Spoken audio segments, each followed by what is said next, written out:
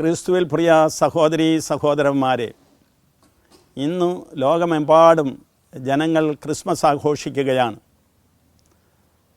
ലോകത്ത് നടന്ന ഏറ്റവും വലിയ അത്ഭുതമാണ് ക്രിസ്മസ്, ദൈവപുത്രൻ്റെ മനുഷ്യജന്മം. ആദിയിൽ ദൈവത്തോടു കൂടി ആയിരുന്ന അവിടുത്തെ വചനം മാംസം ധരിച്ച് ഈ ഭൂമിയിൽ മനുഷ്യനായി പിറക്കുന്നു. ഈ ഒരു സംഭവമാണ് ഇന്ന് നാം അനുസ്മരിക്കുന്നത്. ക്രിസ്തുവിൽ വിശ്വസിക്കുന്നവർ ഇതിനെ ഒരു ആത്മീയ ആഘോഷമായിട്ടും ഭൗതിക സന്തോഷത്തിൻ്റെ അവസരമായിട്ടും കാണുന്നു. എന്നാൽ ക്രിസ്തുവിൽ വിശ്വസിക്കാത്ത ആളുകൾ, ഈ ക്രിസ്തുവിൻ്റെ മഹത്വം മനസ്സിലാക്കുന്നവർ പൊതുവിൽ ഇതൊരു ആഘോഷത്തിൻ്റെ ദിനമായിട്ട് കൊണ്ടാടുകയാണ്. എപ്രകാരമായാലും ക്രിസ്മസ് ലോകത്തിന് ലഭിച്ച വലിയ ഒരു അനുഗ്രഹമാണെന്ന് പറയാവുന്നതാണല്ലോ. ക്രിസ്തുവിൻ്റെ ജനനത്തിലൂടെ എന്താണ് സംഭവിച്ചതെന്ന് വിശുദ്ധ ലൂക്കാ എഴുതിയ സുവിശേഷത്തിൽ മാലാഖമാരുടെ കീർത്തനത്തിലൂടെ പറയുന്നുണ്ട്. അത്യുന്നതങ്ങളിൽ ദൈവത്തിന് മഹത്വം, ഭൂമിയിൽ സന്മനസ്സുള്ളവർക്ക് സമാധാനം.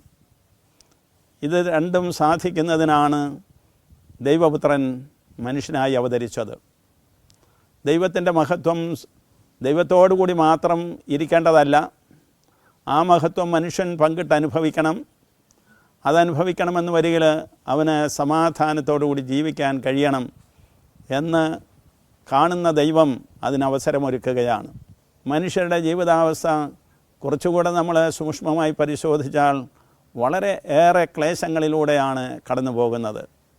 നമുക്കറിയാമല്ലോ, വ്യക്തികൾ തമ്മിലുള്ള മത്സരങ്ങൾ, കുടുംബങ്ങൾ തമ്മിലുള്ള കലഹങ്ങൾ, അതുപോലെ തന്നെ രാജ്യങ്ങൾ തമ്മിലുള്ള ചില്ലറ പോരുകൾ, അഭിപ്രായ വ്യത്യാസങ്ങളോടെ പ്രവർത്തിക്കുന്ന സ്ഥാപനങ്ങളും പ്രസ്ഥാനങ്ങളുമെല്ലാം സമൂഹത്തിൽ എപ്പോഴും പ്രയാസങ്ങൾ സൃഷ്ടിച്ചുകൊണ്ടിരിക്കുന്നു.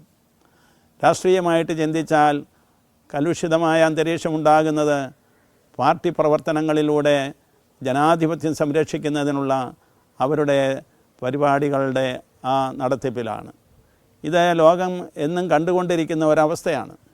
പ്രകൃതിയിലേക്ക് തിരിഞ്ഞാലും അവസ്ഥ അത്ര ശുഭോദർക്കമല്ല എന്ന് നമുക്ക് കാണുവാൻ സാധിക്കും. വായു മലിനീകരണം, ജലമലിനീകരണം, അന്തരീക്ഷ മലിനീകരണം, അതുപോലെ തന്നെ ഭൂമിയുടെ താപം വർദ്ധിക്കുന്ന ഗ്ലോബൽ വാർമിംഗ്, ഇത് മനുഷ്യജീവിതത്തെ ദുഷ്കരമാക്കിക്കൊണ്ടിരിക്കുകയാണ്.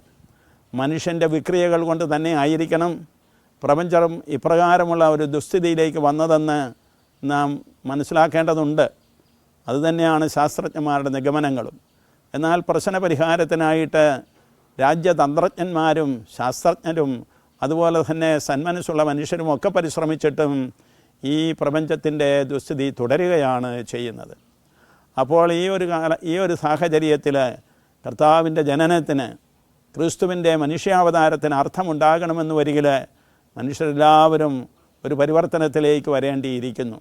കർത്താവ് പിറന്ന നാളിലും ഒരു വളരെ സംഘർഷപൂരിതമായ സാഹചര്യമുണ്ടായിരുന്നു. റോമാ ചക്രവർത്തിയുടെ കീഴിൽ ആയിരുന്ന പാലസ്തീന നാട്ടിലാണ് കർത്താവ് പിറക്കുന്നത്.